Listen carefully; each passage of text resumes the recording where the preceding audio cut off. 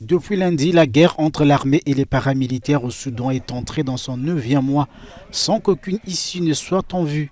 L'IGAD, l'autorité intergouvernementale pour le développement, annonce la tenue d'un sommet extraordinaire jeudi pour tenter de mettre fin au conflit. Cependant, le gouvernement soudanais a déjà annoncé qu'il ne participera pas à la rencontre, alors que des millions de personnes ont maintenant besoin d'une assistance humanitaire pour vivre. Lorsque la guerre a éclaté, nous étions occupés par nos révisions parce que les compositions devaient avoir lieu à la fin du Ramadan comme beaucoup d'autres projets que j'avais en tête. Mais la guerre a tout arrêté. Le bout du tunnel n'est pas encore visible. Le conflit s'enlise, jetant les populations sur les routes.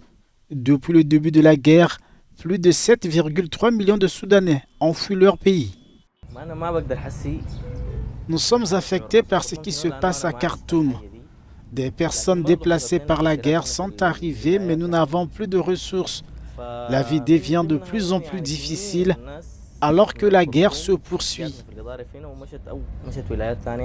Au moins 1,3 million de Soudanais ont trouvé refuge au Tchad, au Soudan du Sud, en Égypte, en Éthiopie et en République centrafricaine.